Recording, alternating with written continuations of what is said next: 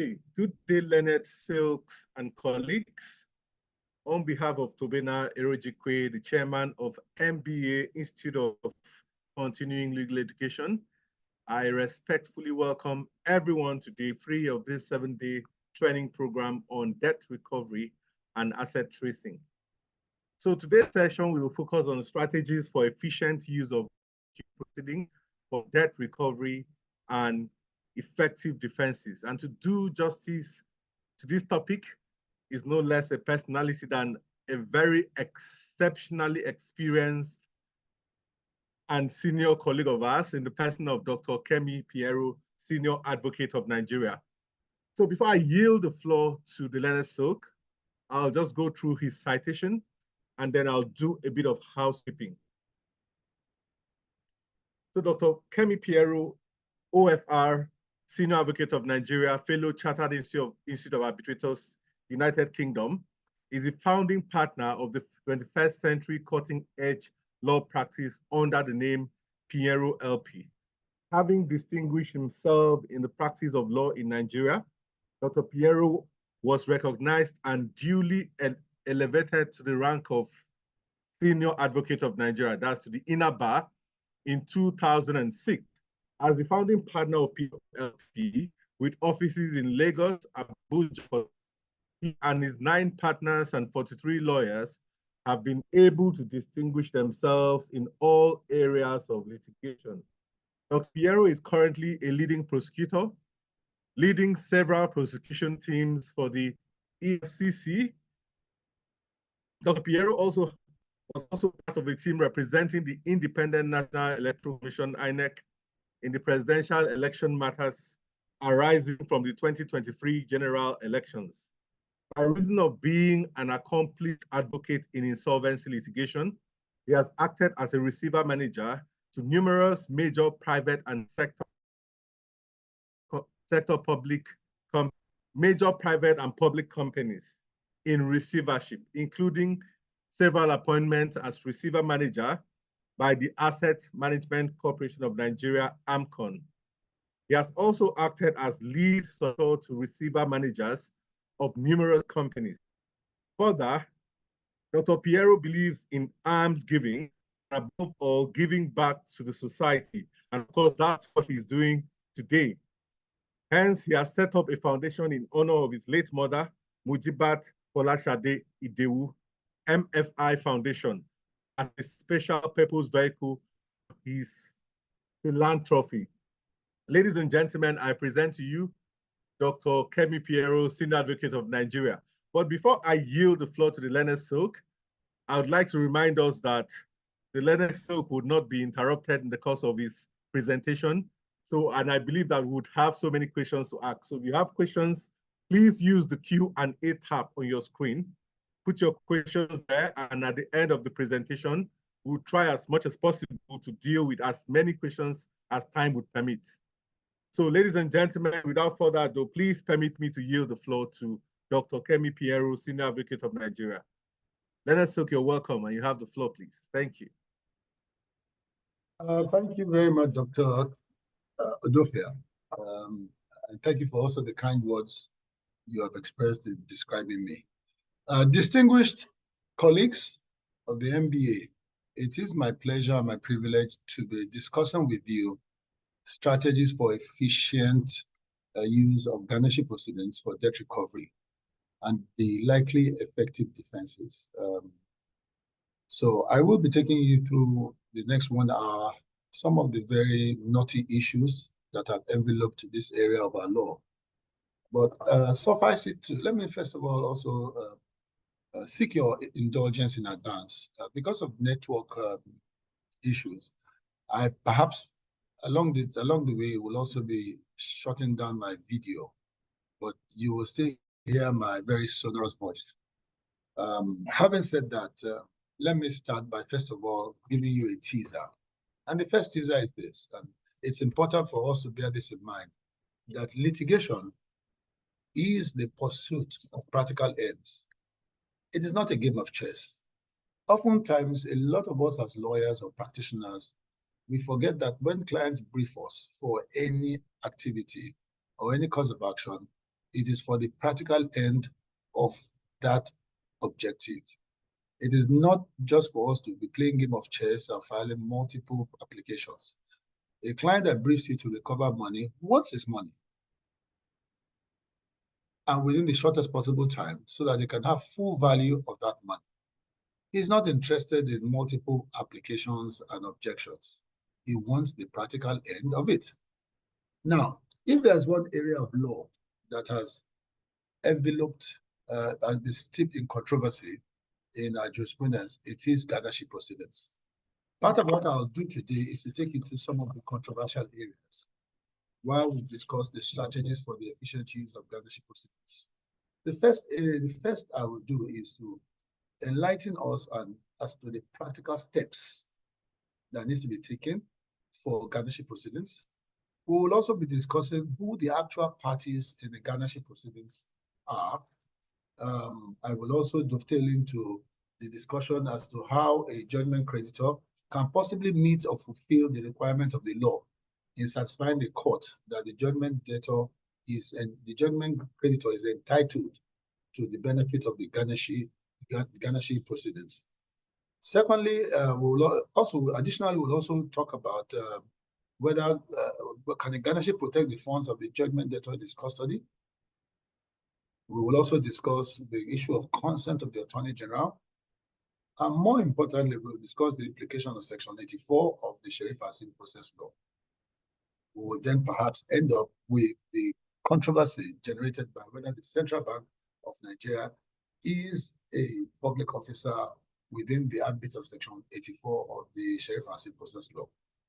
Having said that, I will use that to start my presentation to you. It is perhaps necessary for me. Let me just quickly switch off my video so that at least I have more. Yes.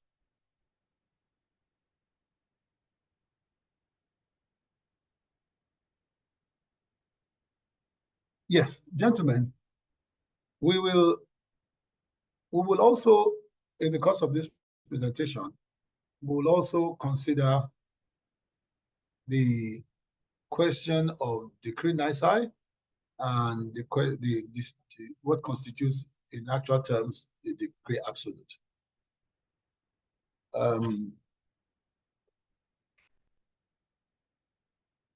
Let me also remind us of what a very famous writer had said before. He said that some debts are fun when you are acquiring them, but they are no longer fun when you set about retiring those debts. It is important for us to bear this in mind that no debtor, hardly most debtors, particularly within the Nigerian hemisphere, are not so eager to repay debts. And so, with this in mind, we have to understand why it is necessary that strategies that will be deployed must achieve the practical ends. Debt recovery plays a crucial role in maintaining the financial health and longevity of businesses. It is an essential aspect of business operations, and it is necessary to maintain the integrity of commercial relationships all over the world. In Nigeria, sadly, the case has always been that many debtors employ various strategies in order to avoid payment of very overdue and ever-growing debts. And of course, oftentimes, they live very opulent and unsustainable lifestyles, despite the harsh economic reality of their businesses. And they work hand in hand with legal practitioners in deploying better strategies to avoid repaying these debt obligations. The combined implication of the above is that for a debt to arise, a specific sum of money must be owed by one person, known as the debtor, to another person, known as the creditor, which creates a debt relationship between the parties. The focal point in such proceedings is that the beneficial outcome of the litigation must place the claimant in a vantage position to reap the benefit of the rewards of the judgment awarded by the court. Upon delivery of judgment, it is not automatic that a debtor will immediately have access, a judgment creditor will immediately have access to the judgment. It becomes necessary to deploy effective strategies which are available under the Sheriff and State Process Act, and we'll still discuss parts of the Act in the course of my presentation, to enforce and also be able to realize the monetary aspects of the judgment sum. In this presentation, we will discuss the concept and the effective use of the guardianship proceedings as a veritable option of post-judgment recovery. I will take you through some of the strategies. I will discuss some of the pitfalls and some of the advantages and likely effective defenses. I will most definitely highlight the provisions of Section 83 and 82 of the SCPA and other judgment enforcement rules that are available. Let us first of all understand some key terms in this my presentation. The first question is, who is a judgment creditor? A judgment creditor is a person who initiates a garnishment action to reach the debtor's property or debtor's funds that is said to be held or owed by a third party. A judgment creditor is someone, as the name implies, who is the beneficiary of a judgment, particularly a judgment of some sums of money. On the contrary, a judgment debtor is a person against whom a judgment has been entered and from whom a debt or judgment sum is due. And more importantly, a person who has funds belonging to him in the custody of the third party. Finally, a garnishee, for the purpose of garnishee proceedings, is a person or institution, such as a bank, that is indebted to another in relation to funds held by that other in his custody.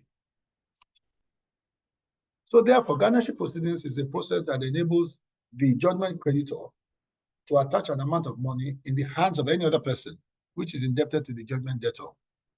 By this process, the court has power to order a third party to pay direct to the judgment creditor the sum due on the judgment and accruing to him as much as may be necessary to satisfy the amount of the judgment and definitely the cost of the garnishee proceedings.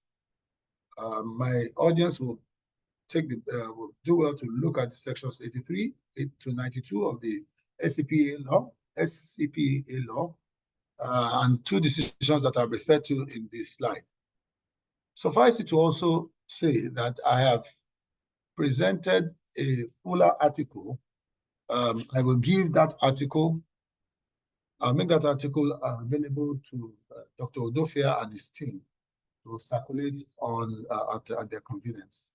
I also recall that I have done a very robust presentation to the MBA Ikeja on this similar topic in October 2019. I will also make that available to Dr. Odofia so that they can circulate it at their convenience.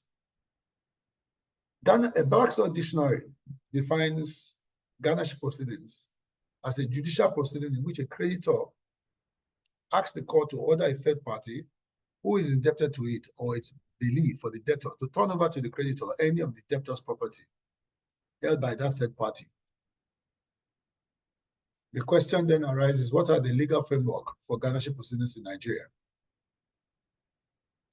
Essentially, 5 major laws, enactments, or rules support garnishee proceedings in Nigeria, chief of which is the Sheriff and State Process Act. I dare say this is the 1955 law that is presently encapsulated in coded in our 2004 Laws of the Federation of Nigeria. We also have the Judgment Enforcement Procedure Rules, which is part of the 2004 Laws of the Federation. Most of the state high court rules also have varying provisions that triggers proceedings in Ganashi. The Federal High Court Civil Procedural Rules 2019 has similar provision, as does the National Industrial Court Civil Procedural Rules of 2017. The question then arises, what are the stages and what are the procedures to commence and institute a Ganashi proceedings?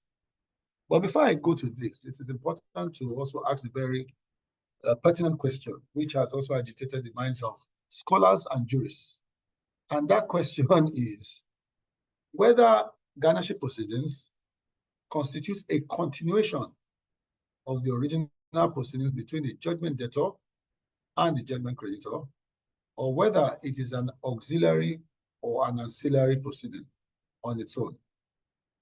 My audience may do well to look at the decisions, the following decisions, Denton West and Mama, and of course, the notorious case of purification techniques and Attorney General of Lagos State, where it was clearly established that a Ganashi proceedings, even though purported to be a separate proceeding, it is undoubtedly an auxiliary proceedings, notwithstanding it is commenced after the end of the original proceedings. So there are two stages, like I've said. The first stage is the Ganashi order nisi, while the second stage is the Ganashi absolute, Ganashi order absolute. What do we mean by the Ganashi order nisi? I will discuss it in a short while. And what do we mean by the Ganashi absolute? I will also try to navigate that. The Ganashi order nisi is an order directing the Ganashi to appear in court on a specified date to show cause why an order should not be made upon him for the payment of money owed to the judgment debtor over to the judgment creditor in satisfaction of a judgment debt. My audience may look at this definition in Zato and COP Benue State. Suffice it to also say that before the order is made, there are certain steps that must exist. The first of which is the judgment creditor proceeds ex parte. He must file his application and support his application as required with an affidavit in support, and of course, a written address. This is as provided in section 83(1) of the Sheriff and Civil Process Law. It is also very important that the affidavit must show establish 5 essential points. And these points are exclusive and they are mandatory. Let me repeat myself. A judgment creditor that seeks to benefit from Ganashi proceedings proceeds ex parte and must establish in his affidavit 5 very key points.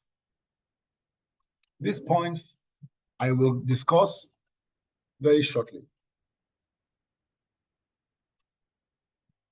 The Ganashi absolute, on the other hand, is the final order of the court, predicated on the nisi, directing those funds that have been established by way of the returns and the responses received from the nisi or the service of the nisi order, which confirms that there is a credit in the custody of the Ganashi, and the absolute order makes it mandatory that those funds be paid over to the judgment creditor in satisfaction of the judgment debt. The question then arises, who are the parties to a garnishee proceedings? Is it the judgment creditor, who in this instance is the garnisher? Of course, is it the garnishee, being the institution that is the custodian of the funds sought to be attached? Or the judgment debtor, who is the disclosed owner of the funds sought to be attached? Without any controversy, I will say pointedly that at the initial stage where you file your application to seek a decreed nisi, the judgment debtor is never a party to those proceedings.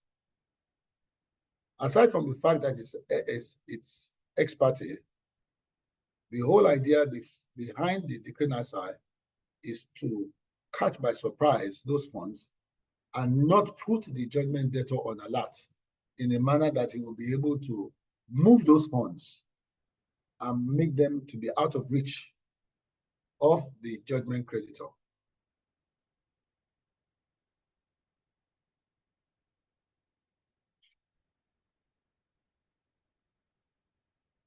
But at the stage of the decree absolute, there is a bit of controversy whether the judgment debtor will remain a party, will be a party to those proceedings or not, or should be a party to those proceedings or not.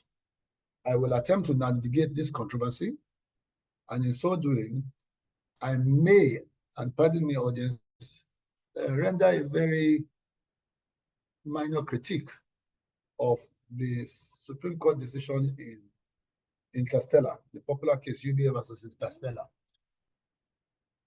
But having said that, let me quickly go through the next point before I now come to.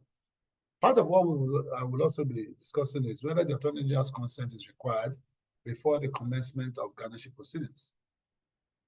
This is another controversy, and it arises from the Section 84, which provides that where the funds are in the custody of the public officer in an official capacity, the consent of the Attorney General must first be sought and obtained before garnishee proceedings can be duly and validly commenced for the attachment of any judgment debt against the affected government.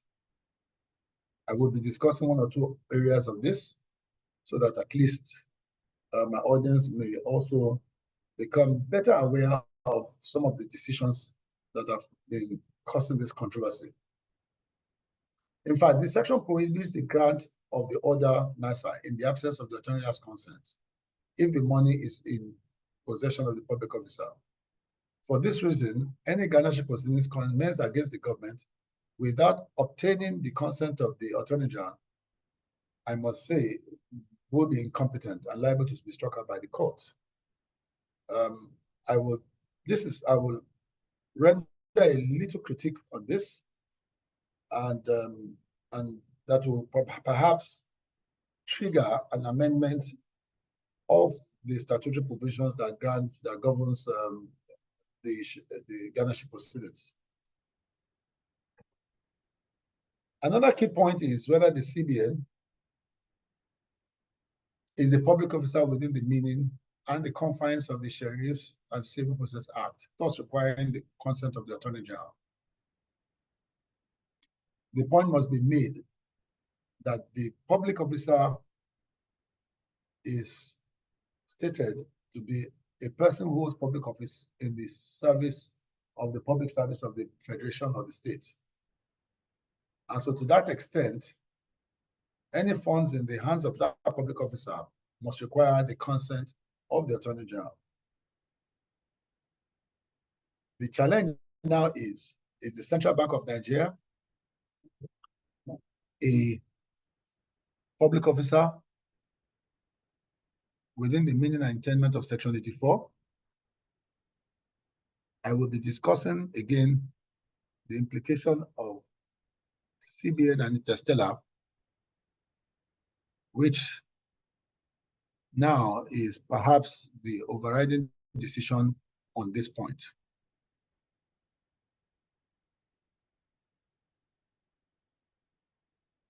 As I've stated earlier, the Supreme Court came to the rescue. Before I do that, let me just first of all take you to some of the controversial decisions that have agitated the minds of scholars in relation to this definition. And I would offer to you some of those decisions in the fuller papers. But suffice it to say, sir, gentlemen, that those decisions now will perhaps give way because the decision in CBN and Interstellar seems to have settled the point more clearly. I commend the decision in CBN and Interstellar to all the audience, particularly the lead decision of Ogunbiyi JSC. In that decision, the Supreme Court came very hard on the view that by virtue of Section 2 of the CBN Act, the Central Bank of Nigeria acts as a banker and provides economic and financial advice to the federal government of Nigeria. And that the relationship between the central bank and the federal government is that of a banker customer. And the Supreme Court went on to hold unambiguously that for that purpose, the Central Bank of Nigeria cannot be said to be a public officer within the meaning and intent of Section 84. And not being a public officer, there will be no requirement to obtain the consent of the Attorney General of the Federation. Even though their law lords also went ahead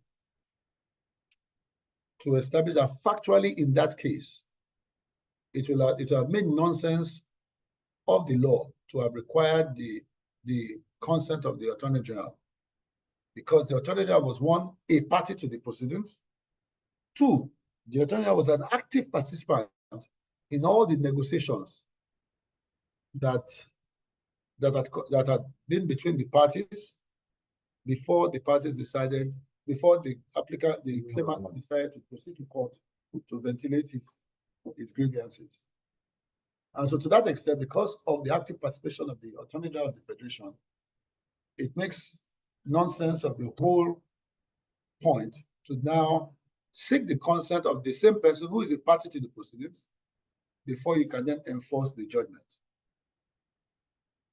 But however, I must say that it gladdens the heart that at least they were able to settle the definition of whether the CBN was a public officer or not. Thus, where the CBN is cited in garnishee proceedings as a garnishee having custody of funds credited to a judgment debtor, those proceedings can proceed and orders made thereon without the need of the consent of the Attorney General. Now, this takes me back to the very important point as to what the 5 critical points to be satisfied to be able to benefit from a decree nisi.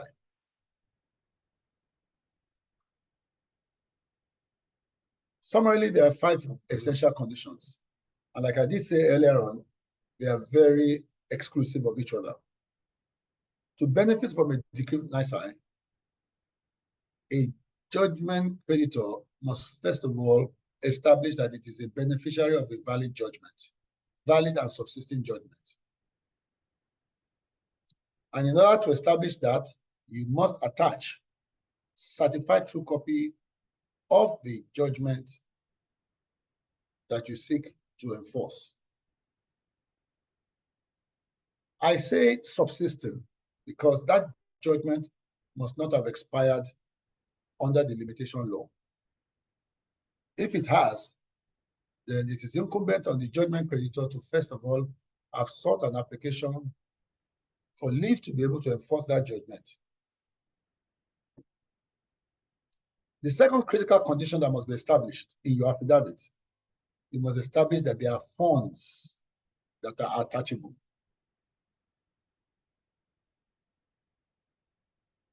The third critical point is you must show and demonstrate that those funds are in the custody of a third party. These are some of the very challenging areas that a judgment creditor, these 2 conditions are very challenging for a judgment creditor. Because the first point you have to then ask yourself is, How, first of all, do you determine where the judgment debtor has funds? The second is, even if he has funds, what is the amount of those funds that are in the custody of a particular third party? And perhaps this is why most legal practitioners tend to do what is called casting the net. They just join all manners of banks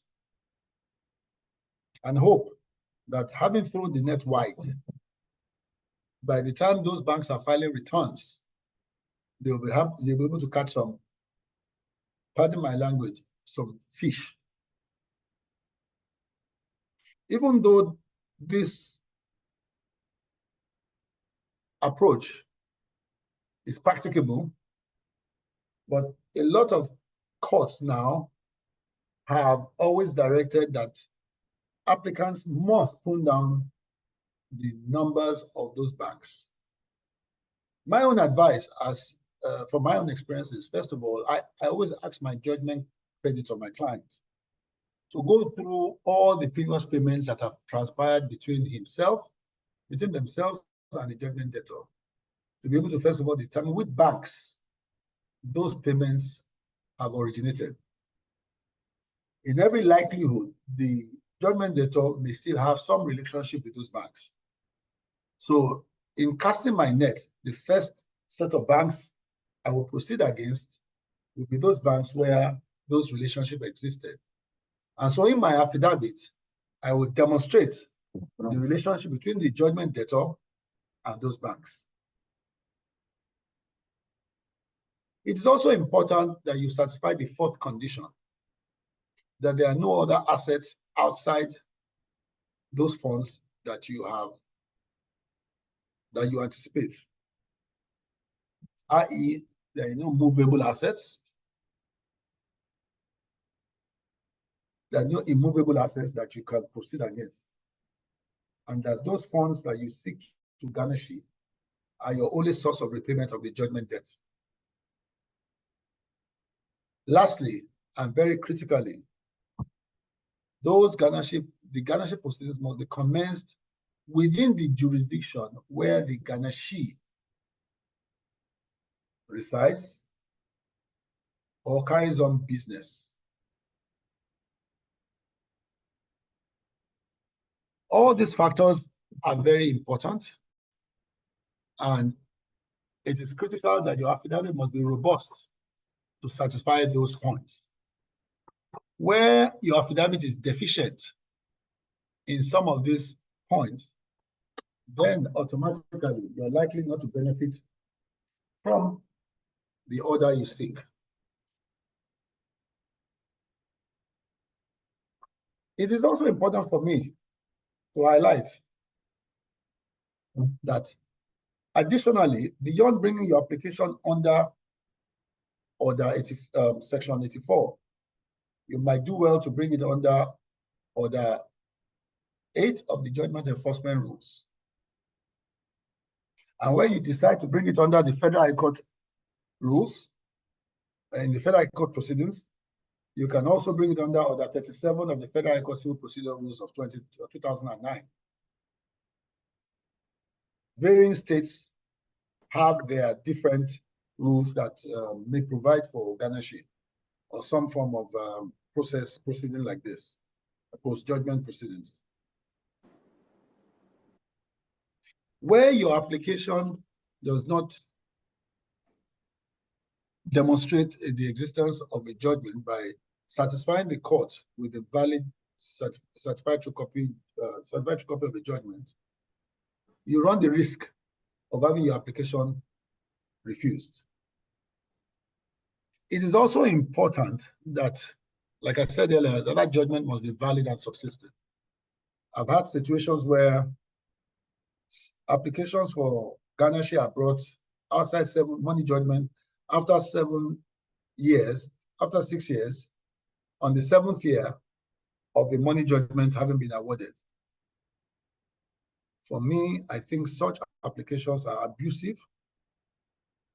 And in fact, lawyers who bring this kind of applications without, first of all, renewing the life of those judgments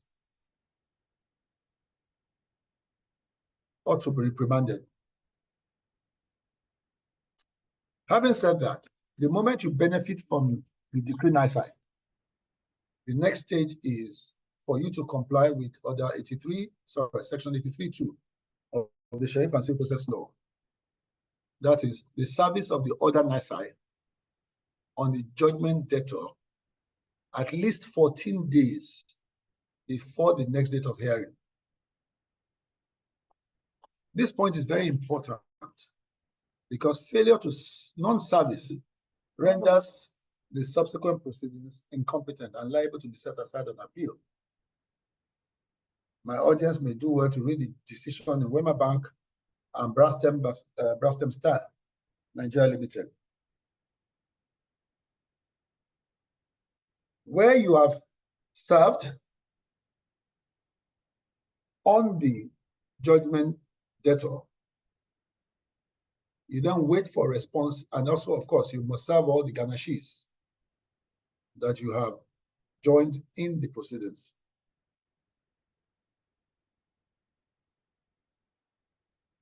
You must then wait for the returns and the affidavit to show cause being filed by each of the respondents to your application.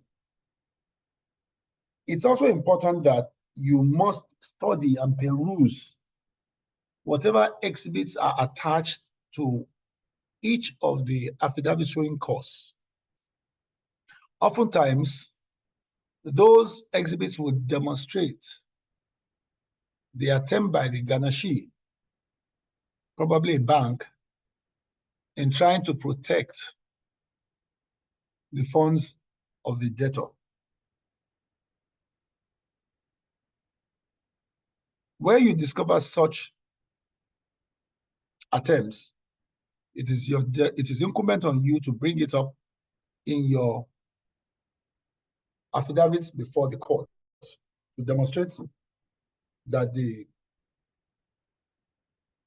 garnishee is going beyond his statutory responsibility. And in the course of this presentation, I will highlight some of the decisions where their law lords have chastised some garnishees who have sought to step into the shoes of the judgment debtor. The implication of this service cannot be too far-fetched. Service on the judgment, on the service of the decree nisi on both the judgment debtor and on the garnishees cannot be far-fetched. First of all, the service immediately binds and attaches the money and funds of the judgment debtor in the hands of the garnishee and constitutes the judgment creditor as an equitable chargee. It becomes an equitable charge in favor of the judgment creditor to abide the outcome of further orders of the court. The second aspect is by the ordinary interpretation of Section 85 of the SCPA, the garnishee is under obligation not to release or deal with those funds without a prior order of the court. There are varying controversies that have arisen where you serve an order nisi on the bank, and the judgment debtor has standing in his credit in an account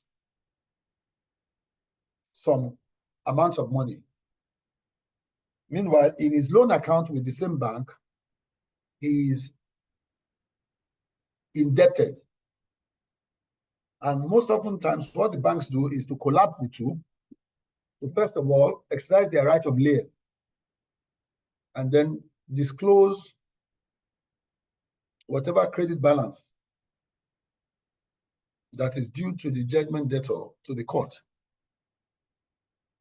I hold a very strong view, very firm view, that by the unambiguous provisions of Section 85,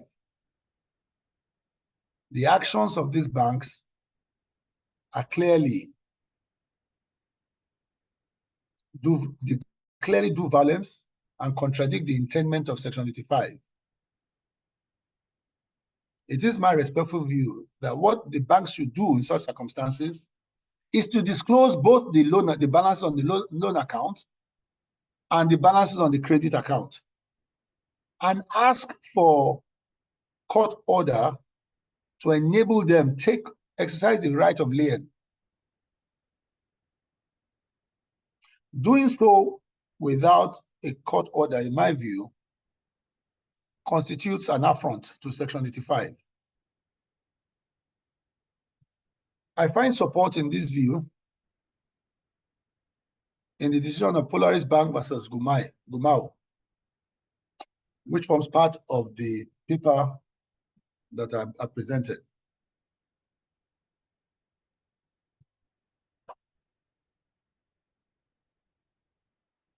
Having that said, the question then is, what is the role of the Ganashi at this stage? Like I had stated earlier, most Ganashis, because of the interpersonal relationship with the judgment debtor, often forget that their primary obligation is first and foremost to the court, by virtue of the relevant sections of the Constitution that makes it mandatory for every persons and authorities to be court order. Oftentimes, they become the protector of the judgment debtor, and this approach or this attitude has been deprecated by their law lords in a host of cases, including the FBN PLC and Yegwa, where their law lords held very unambiguous that the duty of the Ganashi in Ganashi proceedings is just to show cause why funds in his custody standing to the credit of judgment debtor should not be attached to satisfy the judgment debt. It is not the duty of the Ganashi to play the role of an advocate for the judgment debtor's money in his possession. In GTB and Innocent, my Lord Honorable Justice Kekereekun was even more harsh when my Lord castigated the Ganashi in that case for taking over the case of the judgment debtor. In GTB and Innocent, my Lord stated, it is not for the Ganashi to fight the cause of the judgment debtor, who either accepts the judgment against him or does nothing about it, or who may be indolent to fight his cause. No power in law inures in the Ganashi to make for himself or constitute himself into a busybody and proceed like Don Quixote, the knight errant, to fight the cause of the judgment debtor who is his customer. It is for this reason that I consider and view this aspect of the instant application as an abuse of court process. And the law laws dismissed that application on the basis that the Ganashi even did not have local standard to ventilate the arguments it sought to ventilate. Ogumbi JSC in CBN and Interstellar also reminded Ganashis that their role is restrictive and they must conscientiously and truthfully appear before the court and make those disclosures.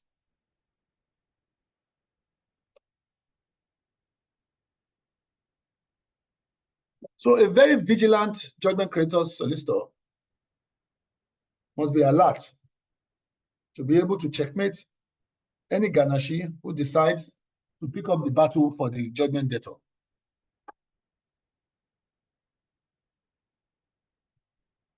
What kind of accounts can be Ganashied?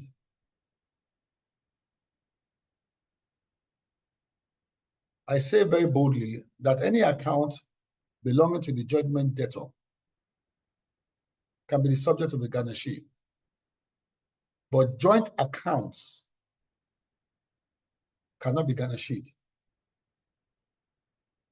The commonsensical rationale behind this is simply those funds belong to both the judgment debtor and another, and the extent of their ownership cannot be determined. And so to that extent, the intervening interest of a person who is not a judgment debtor must be protected. This is the rationale behind the very popular case of Plunkett and Barclays as far back as 1936 in the UK.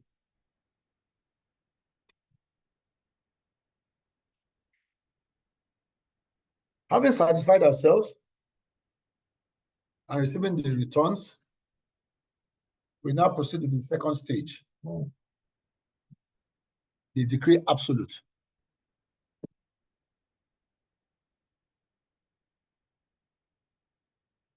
Like I did say earlier on, the decree absolute is where the court makes the final order for the release of the garnished sum by virtue of the decree nisi to the judgment creditor. In making that order, the court will have had, one, the benefit of the returns or the affidavit showing cost by the garnishes, will have had the benefit of any further affidavits filed by the judgment creditor. And lastly, because the judgment debtor would have been served, would have had the benefit of any responses filed by the judgment debtor. The court then takes a holistic consideration of all these documents to come to a conclusion whether, one, the order nisi ought to be discharged, or whether the order nisi must be made absolute.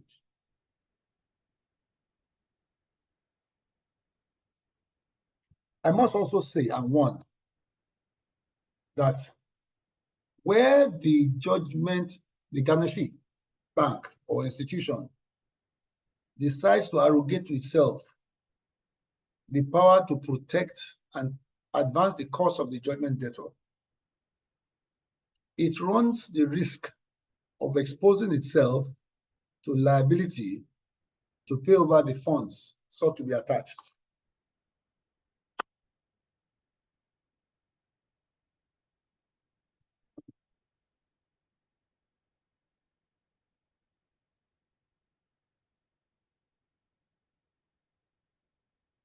It's at this stage that it becomes necessary to actually have a fuller discussion of the question of who are actual parties or who should be actual parties at this stage of the proceedings. Before I discuss CBN and Interstellar further, let me highlight some of the decisions that have been accelerating this controversy as to whether a judgment debtor in the garnishee proceedings is either an active or a passive participant.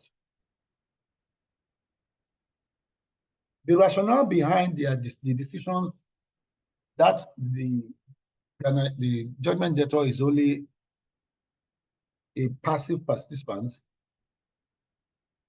draws strength from the view that the proceedings are principally between the garnishee and the judgment creditor. And what the Section 84 only prescribes is notice to the judgment debtor. And in support of the passive nature or passive participation of the judgment debtor, I invite my audience to the decisions in the Dumuje case,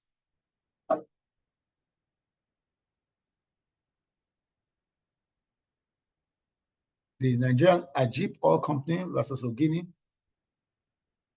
the Fidelity Bank PLC versus Okuwolu, and the Sokoto State Government versus Camdex Nigeria Limited. In support for the active participation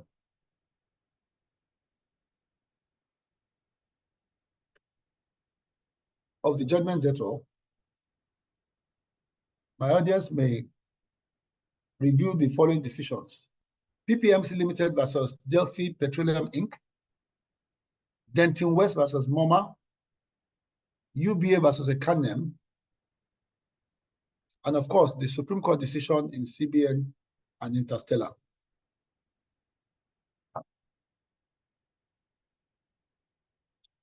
In reviewing these decisions, I would commend to my audience the judgment of Justice Ogunwemiju and the judgment of Ogaku Ogunwemiju JCA, as she then was, and the decision of Ogaku, judgment of Ogaku JCA in the Dumuje case. I find the reasoning to be very lucid and very unambiguous.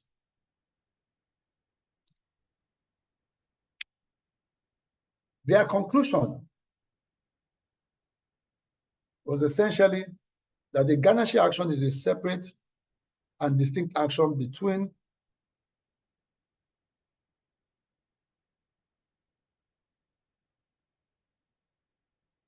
the judgment creditor, the Ganashi, with the judgment debtor.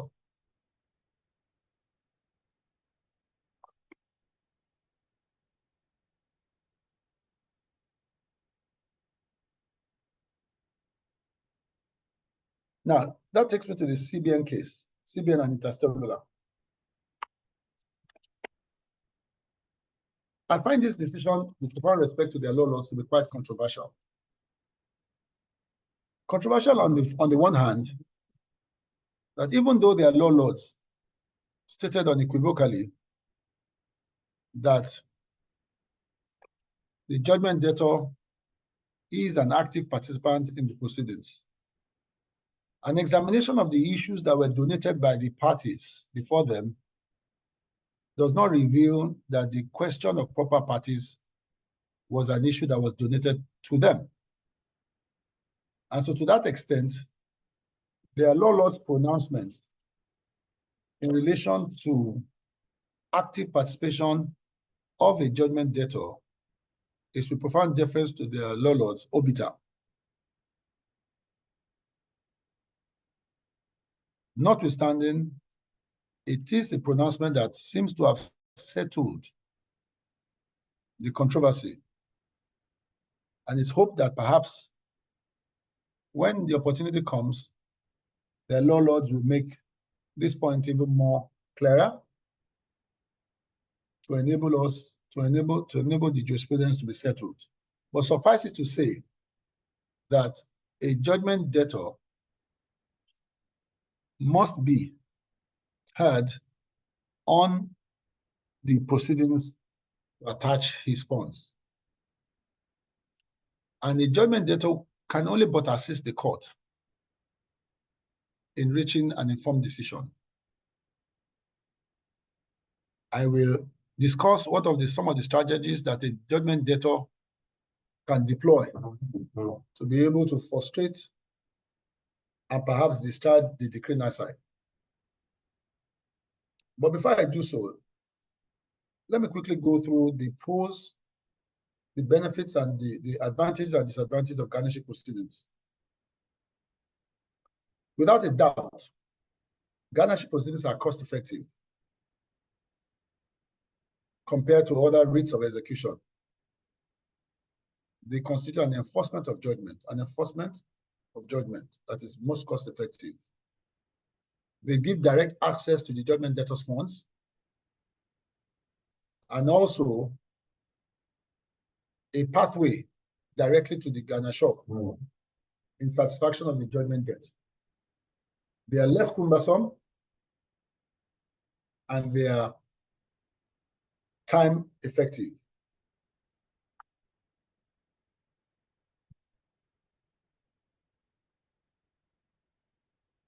On the other hand, garnishing proceedings must be initiated within the limitation law of the judgment debt. They can also be quite controversial. And some of the controversies I've sought to highlight earlier on, such as the view on parties, what is the effect of an application for stay of execution and an appeal where a garnishing proceedings is proceeding? Next question is, will the judgment debtor require leave to be able to appeal against a decree absolute or a decree nisi? Some of these controversies do not exist in this form in other enforcement procedures such as writs of execution. This limitation, we may then consider it. But suffice it to say that because it is proactive, the element of surprise enables the judgment creditor within the shortest possible time to have access to those funds. It's also important that the judgment creditor must immediately proceed with the garnishing proceedings ahead of any debtor's appeal or ahead of a judgment debtor's motion for stay of execution.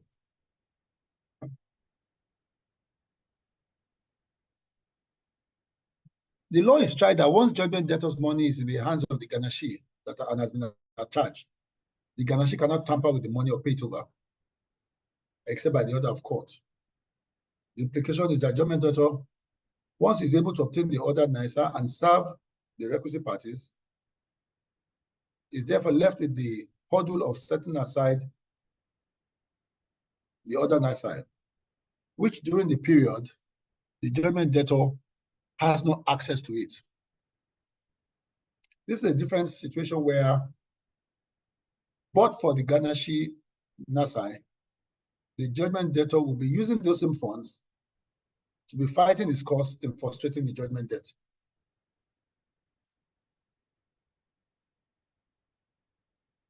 Part of the options that could also be available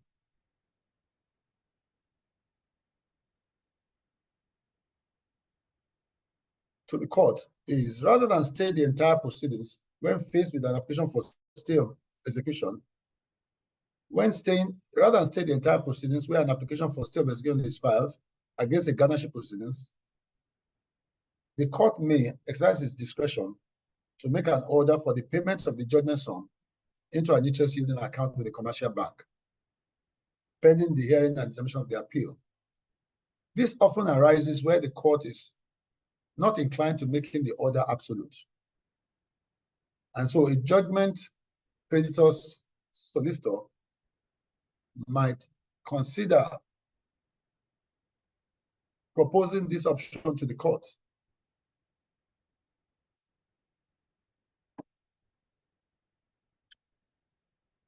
Let us now consider the possible defenses that a judgment debtor may raise in order to have the decree nisi set aside, or in order to prevent the order being made absolute.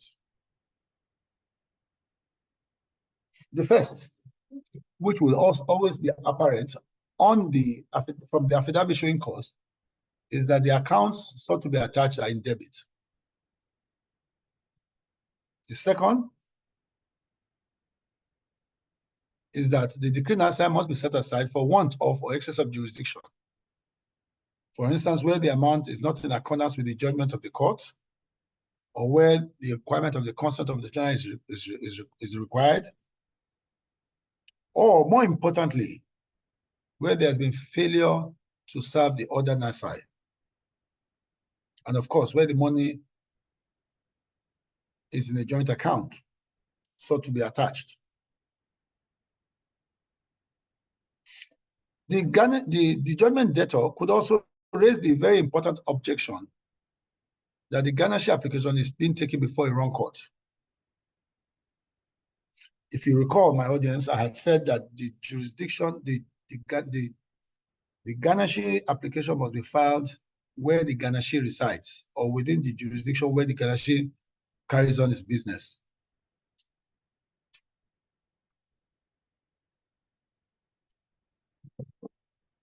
The judgment debtor can also raise the point that there's been partial or full execution of the judgment. For instance, there has been executed a writ of FIFE, or there's been a sale of an immovable property, and so that the amount being claimed in the order nisi is in excess or has been fully liquidated. Of course, the judgment debt also has the option of paying the judgment debt or applying to have the judgment paid in installments.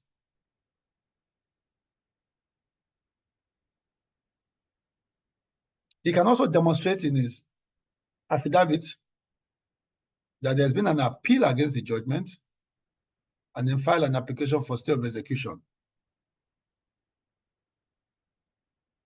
If there has been an order for stay, perhaps in another jurisdiction where the judgment order was made, he can bring certified true copy of that order before the court faced with the garnishee proceedings.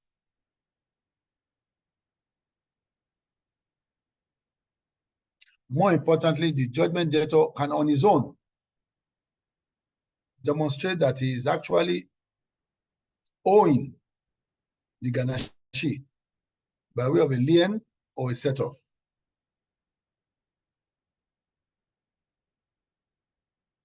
Expectedly, the garnishee, the judgment debtor, can appeal against the order absolute.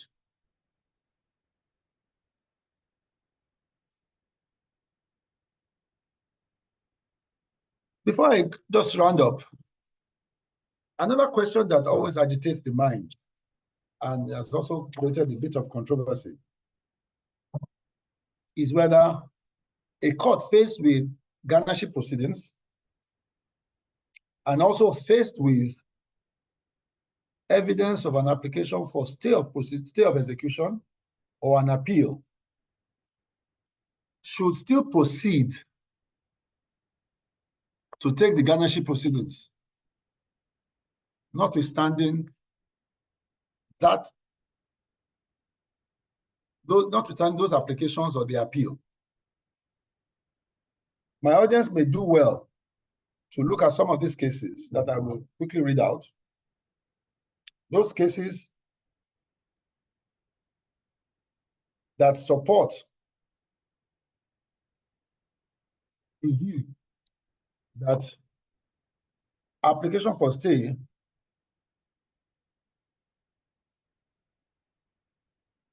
is independent, that garnishee proceedings are independent of an application for stay, purification techniques that I cited earlier on, Denton West and MoMA, and UB and Ekanem, and of course, Nigerian Najib and Ogini.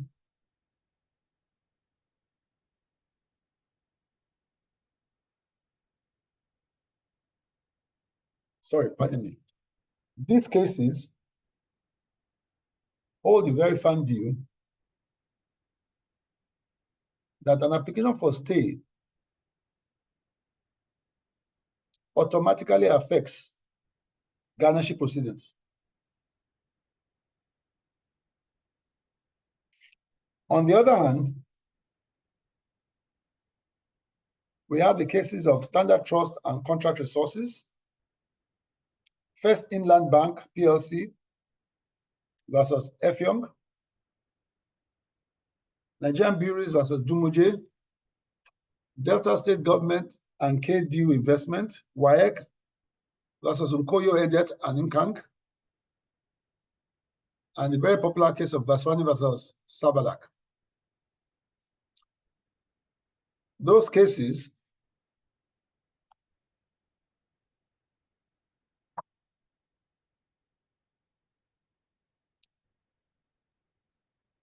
confirm that where there's application for stay or appeals, a court faced with the guardianship proceedings must be very wary of proceeding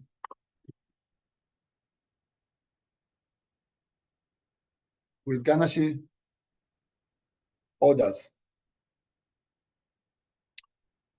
Gentlemen and ladies, debt recovery should be driven by philosophy of never retreating or surrendering to the debtor. It is important that judgment creditors adopt more than one method of judgment execution for debt recovery as stated above, depending on the effectiveness of each as it relates to the peculiar circumstances. And thank you very much. I hope I've been able to navigate some of the strategies and I've been of full assistance to all of us. Thank you very much. Thank you very much, Leonard Silk. Thank you for the very insightful, comprehensive, and educative presentation. There are so many questions on the platform, and we'll try our best to take a couple of them before we draw the curtain, sir.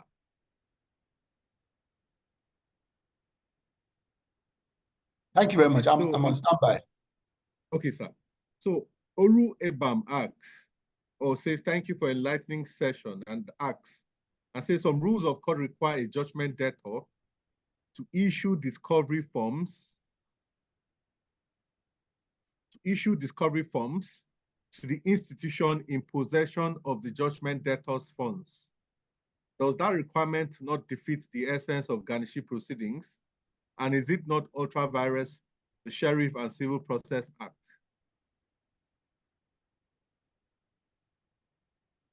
Would you like me to take the questions one by one, or would you like me to? Yes, sir, because there are so many of them. We'll just take a few and then we'll call it a day. So it's better to take one after the other. Yes. Well, the first point is for garnishee proceedings takes their root from Section 84 of the Sheriff and Civil Process Law. I am not aware that there is any proceeding, any provision in that section that mandates the filing of discoveries.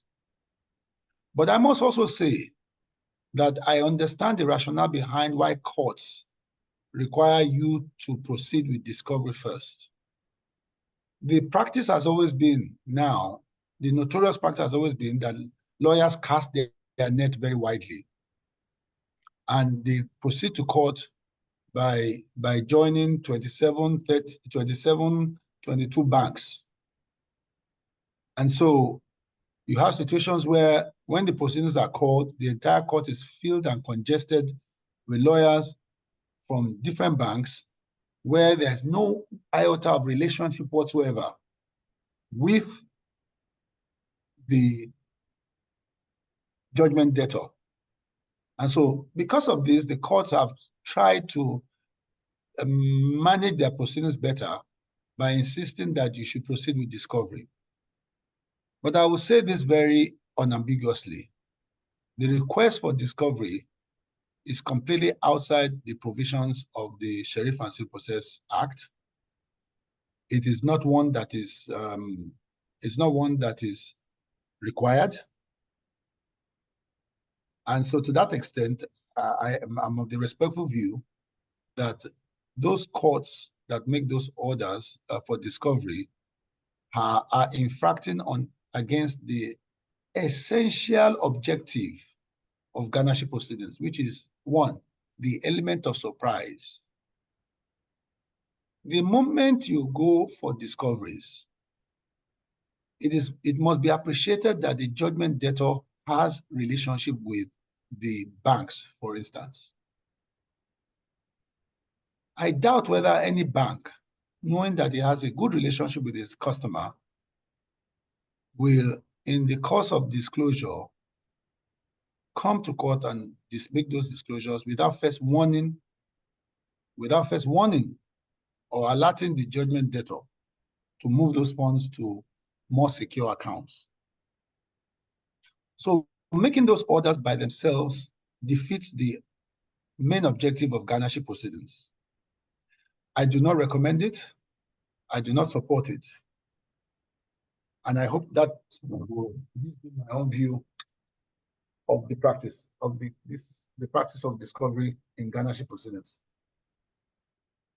Thank you, Leonard Sok. Anayo Ilo asks, garnishee proceedings being an auxiliary proceeding, can a judgment creditor commence the enforcement of judgment obtained at the Federal High Court through a garnishee proceeding at the State High Court?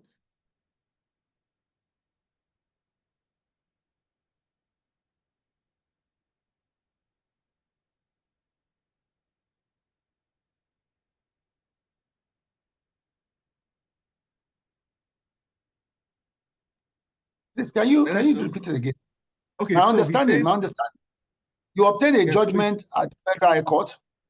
Yes, and then commences to enforce through garnishee proceedings at the State High Court. First of all, I'm wondering why you will proceed to State High Court for a judgment you have obtained in the Federal High Court, when the same Federal High Court is infused with the same powers to make the same orders of garnishee. So I really cannot fathom the basis for which you will proceed to do that. I'm deeply concerned about that. Why that's, and I in my 37 years of practice, I do not recall ever coming to that kind of situation. The advisable approach is go to the same Federal High Court to enforce the garnishee. Why proceed to this to the State High Court? The underlying point I would like to also highlight is you may be confronted with the question of jurisdiction. First of all, by virtue of the provisions of the Constitution, Section 251, the jurisdiction being exercised by the Federal High Court is as stated there. And so one would assume that the judgment sum may arise from those limited jurisdictional areas as provided. Where it has to do with a banker customer, having chosen to go to the Federal High Court because it shares jurisdiction with the State High Court, why not proceed with the garnishee in the Federal High Court? Why open yourself to likely objections or disputations as to question of the proper court? I'm a bit concerned about that. I do not think it's an advisable approach. Both of them share jurisdiction with respect to garnishee proceedings. And so I would not advise it. Then so there's a question here. It says, where a judgment creditor has commenced a garnishee proceedings against a judgment debtor, and at the end could not get the full judgment sum or any at all, can he subsequently commence another garnishee proceedings where he discovers that the judgment debtor now has funds with the garnishee? Definitely. So long as the judgment debt has not expired, and if it has expired, you can renew it. Definitely, you can file as many garnishee proceedings until the judgment debt is satisfied. Section 84 does not limit the number of garnishee proceedings that can be instituted. A judgment debt that is unsatisfied leaves open the option of multiple garnishee proceedings. Thank you, sir. So someone asks, please, what does the learned silk mean by, in quotes, renewing the life of a judgment?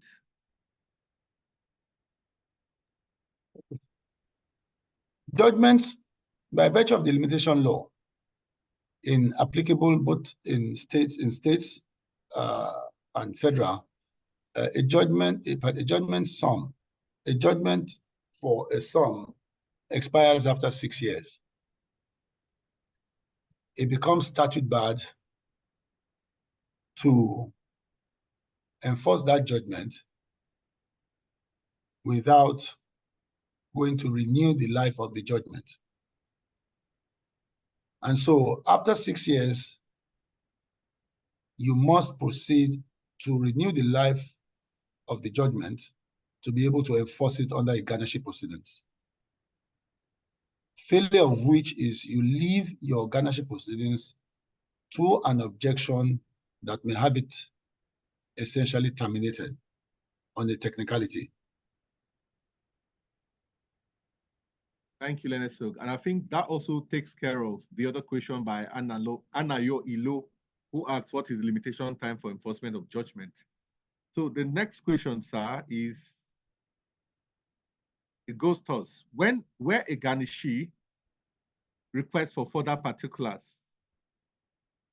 where a garnishee bank requests for further particulars in order to ascertain if the judgment debtor maintains an account with it, and the judgment creditor furnishes the particulars, should the affidavit to show cause be from the date of service of the order nisi on the bank, or the date upon which the bank or the garnishee got further particulars as requested by it? Well, this is a very tricky question. It's a very tricky tactics that most of the garnishees always deploy. Let me put it unambiguously. The affidavit to show cause must take effect from the date of the order nisi. And it is immaterial that there has been any intervening application for further particulars. The reason why I say this is this. Most garnishees deploy the issue of further particulars as an avenue to allow the judgment debtor to fritter away or move those funds that are sought to be attached. So it is incumbent on the judgment creditor to insist that the affidavit showing cause must take effect from the date of the order, at least from the date when the order was served on the institutions. There are genuine cases where the institutions will require requests for further particulars. For instance, if they have multiple accounts bearing the same name.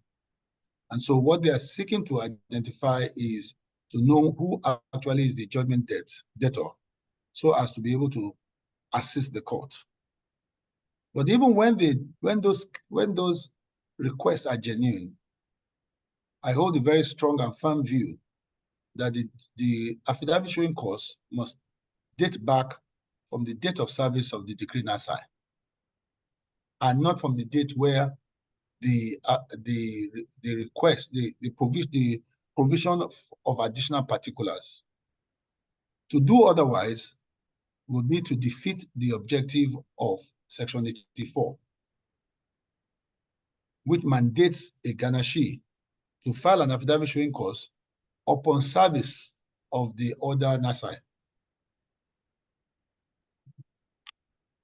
Thank you, Leonard Silk. Thank you, Leonard Silk. An attendee asks, how best can a garnishee show cause without appearing to be seen as defending the judgment debtor?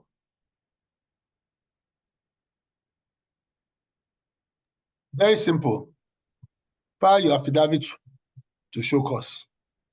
Attach, if at all, first of all, your affidavit to show cause will show whether indeed you are a custodian of the funds or any account of the judgment debtor. If you are not, then your affidavit will show that you are not, and that ends the matter. If you are, you must present to the court the status of the balances on the judgment debtor's accounts with you, with the garnishee. And it is not for you to just present only a debit balance.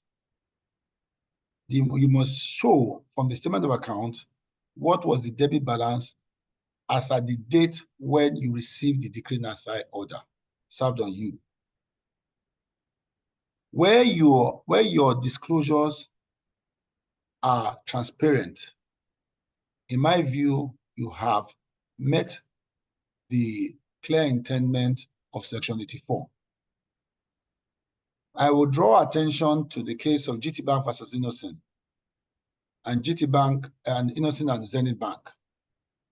There were situations where there was a situation where in the GTBank and Zenith Bank, GTBank and Innocent, the bank had filed multiple affidavits which were controversial and saying different things that were irreconcilable. And what their law lords held at the Court of Appeal at that time was that the bank was not being transparent, and that the court rightly made the order absolute against the bank. So a garnishee that seeks not to be transparent will only expose itself to a decree absolute being made against it. Thank you. Thank you, Leonard Sok. So Olusegun Ogundiran has asked whether an account of a corporate entity can be garnished where the judgment debtor is the sole signatory to that account. So, Dofa, can you repeat yourself again, please? Just a quick one. So his question is, can the account of a corporate entity, a company, be garnished where a judgment debtor is the sole signatory to that account? Well, first of all, the account of a corporate entity is a distinct entity from an individual judgment debtor.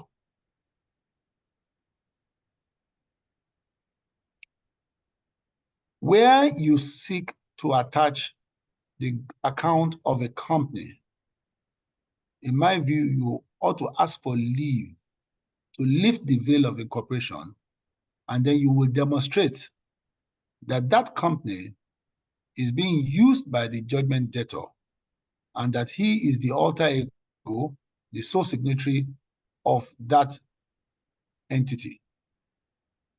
I do not subscribe to the view that merely because he is a sole signatory to the company's account, that automatically exposes that entity to the judgment debt.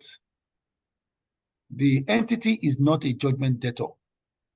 And because of the corporate personality of the entity, I do not subscribe to the view that a judgment against an individual can be enforced against that entity merely because the judgment debtor is a sole signatory to it.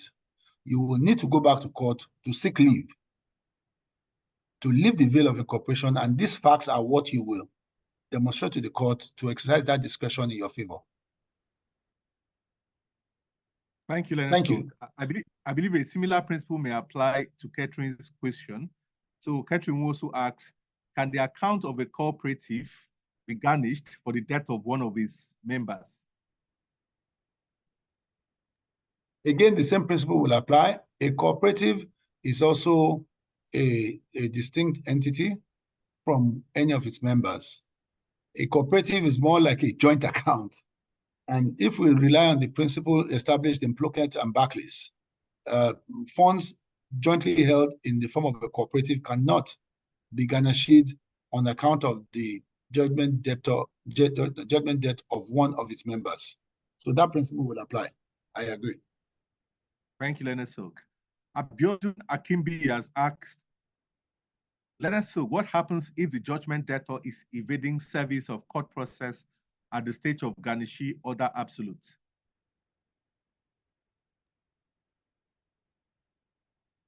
My understanding of that question is at the stage of garnishee absolute. Yes. At the stage of garnishee absolute, you don't need the judgment debtor again. You are faced with only the garnishee to comply with the absolute nature of the order to remit the funds in its custody to you, the judgment creditor. If it is with respect to evading service, with respect to the decree nisi, then you will need to trigger the available provisions for substituted service under the different rules of court. But I cannot envisage a situation where you need to go and serve the order absolute on the judgment debtor, since the judgment debtor is not the custodian of the funds. The funds are in the custody of the garnishee. And so to that extent, it is incumbent on you to serve only the garnishee for the purpose of obtaining the practical end of your litigation. Thank you. Thank you, Leonard Sok. Brian Iford asks, at what point does the right of set-off inure to the garnishee in the garnishee proceedings? The practice is always this. Most banks, before they make the disclosure, they would have exercised their right of lien. And in making the disclosure, they will disclose it that they've already exercised their right of lien and there's nothing else to be attached, or there's only a residue to be attached. But if you go by the literal wording of Section 85, my considered view is that it is wrongful for the banks or the garnishee to do that without leave of court. My recommendation is they will file an affidavit and exhibit 2 statements of account, one showing the loan account or the debit balance, and the other showing the credit balance. And they will draw the court's attention to that, and then the court will automatically make an order directing them to make the requisite exercise of the right of lien. And whatever is the residue that is left will then be available to the judgment creditor. But in practical sense, the banks don't want to take any chance. And oftentimes, most judgment creditors do not challenge the actions. Even if they were to challenge the actions, they are not the owners of the money themselves. So their locus will be questionable. But it depends on who I'm working for. If I'm working for the bank, I will tell the bank to adopt the practical approach and immediately exercise the lien. On the other hand, if I'm working for the judgment creditor, I will challenge the bank and I'll challenge the bank and seek to enforce the ordinary interpretation of Section 85 of the SCPA.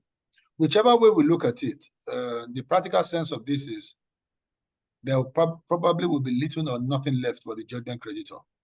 So I, as a lawyer to the judgment creditor, I'll probably be looking at casting my nets elsewhere. Thank you, Leonard Sok. Marcus Eyahono asks, can a judgment obtained in a particular state high court be enforced by garnishee proceeding in another state? Definitely. Definitely. You can. If you obtain a judgment in Anambra State, so long as you bring the certificate of the judgment, you can enforce that judgment in Lagos State. And it is part of the evidence you will attach to the court in order to obtain the decree nisi. But you must also demonstrate that the garnishee carries on business in the jurisdiction of the state high court that you have now initiated the garnishee proceedings. So yes, you can. But you must also show, you must also show and demonstrate that in the court in Anambra State, there are no, or in the other state where the judgment was obtained, there are no concurrent proceedings by way of an appeal process or application for stay. Thank you, Leonard Sok. Sir, Idara Efa Briggs asks, can a court that has been wrongly dragged into garnishee proceedings actually ask for cost? The question should, I believe the question is, can a garnishee? Bank. Yeah, a bank, yes. Sorry. Yeah. Yes. Oh, yes. Oh, yes. Practically most courts, most judges, most courts always penalize judgment creditors by awarding such sums as they choose that to cover the cost of the garnishee who has been wrongly brought to court. Because oftentimes the garnishee has to, first of all, brief a lawyer who comes to court. They have to file an affidavit who comes to court.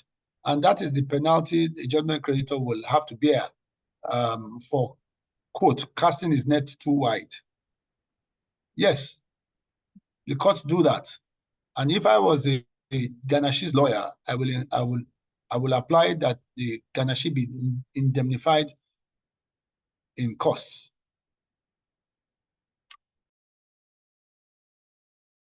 Thank you.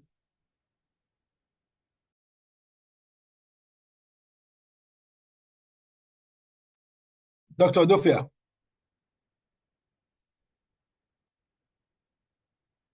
Dr. Odofia. Leonard Sika, I'm sure he will come in. Yes, I assume so. Okay, we can hear you now. We can hear you. Okay. Oh, I had answered the question. I couldn't hear you. Oh, all right. Okay. You went off. Thank you, sir. Oh, I'm sorry, sir. I thought you went for lunch. We'll soon be going for lunch, sir.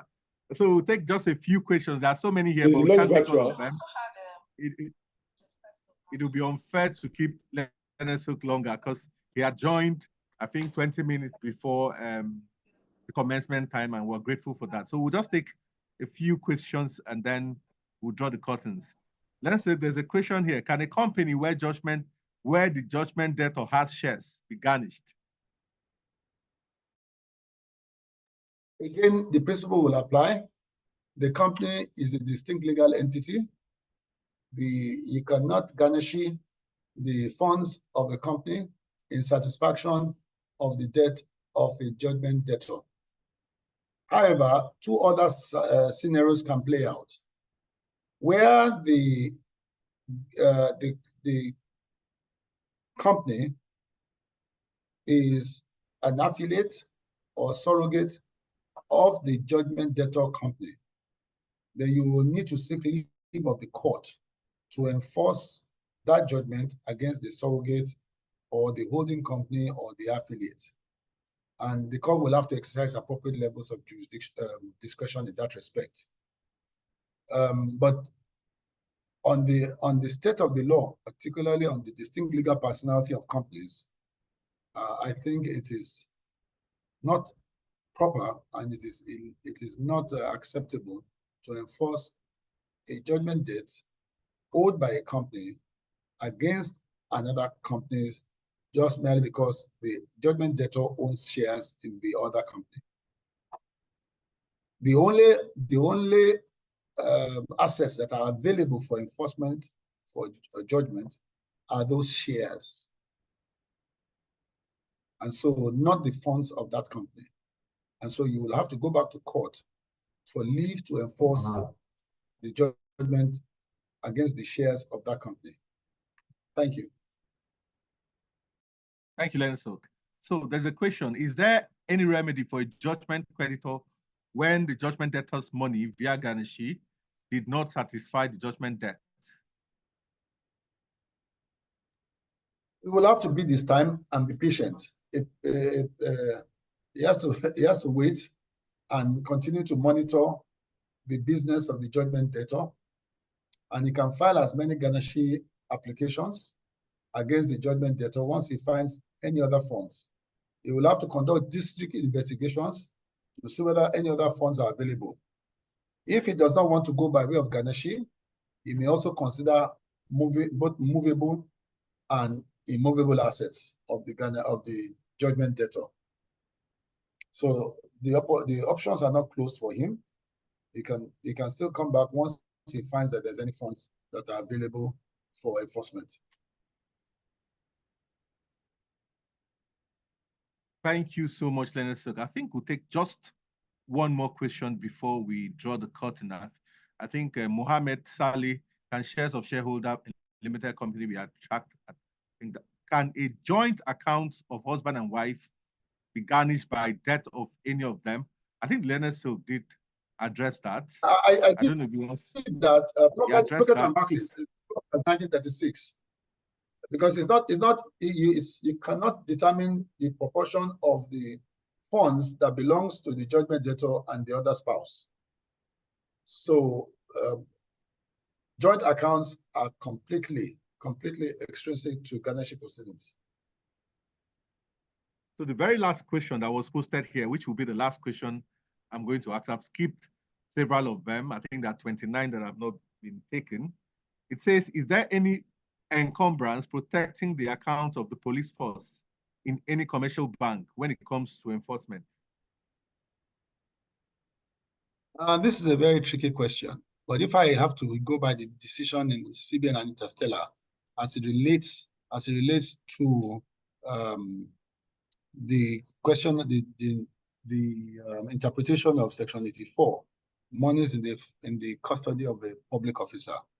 The first test we'll have to apply is a commercial bank a public officer within the meaning and intent of the SCPA? My simple answer is no. Secondly, the relationship between the commercial bank and the police is that of banker-customer. And going by the test applied in CBN and Interstellar, it is obvious, it is apparent that it is that of a customer-banker relationship.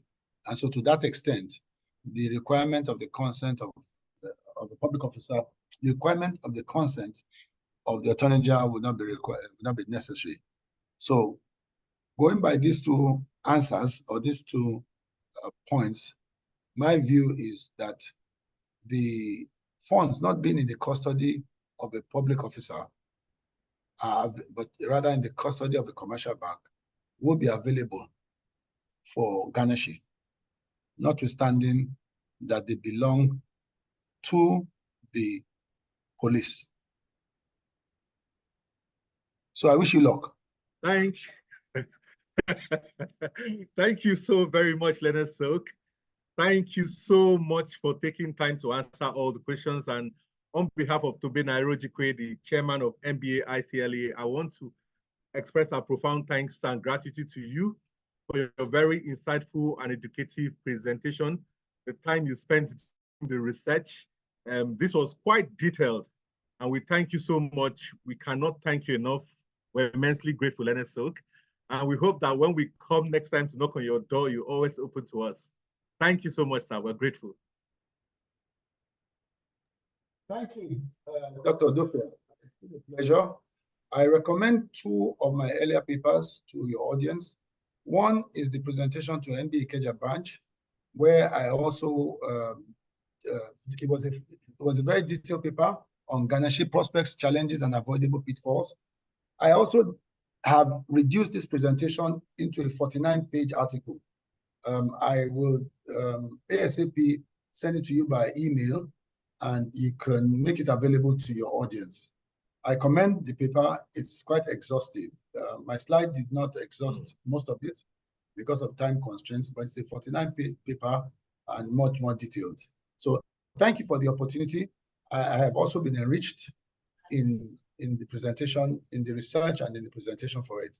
It's been a pleasure, and I thank the chairman, Tobina, for finding me worthy. I thank you also for finding me worthy to have joined.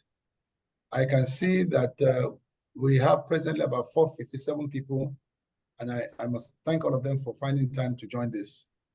A lawyer that stops reading is not worth to be called a lawyer anymore. You might as well hang out your wig and gown. Thank you. Thank you very much, sir. Can I speak, Dr. Oh, yes, Mr. Shey Akinwumi is online. Yeah, yes. Just to thank Dr. Kemi Pinero for this paper, and it's extremely rich. We have a couple of garnishee matters that we've been battling with in the office, and I've just gotten the answers. So I thank you very much. You're not getting any share of the fee though, but not because you don't need it. But I really do thank you, and I'm sure everybody else feels the same way. Thank you very much indeed. Let me quickly say that Mr. Shea is one of the foremost receiver managers in Nigeria. Extremely brilliant, and he's one of those who are the doyen of the BRIPAN. I thank you for being part of this.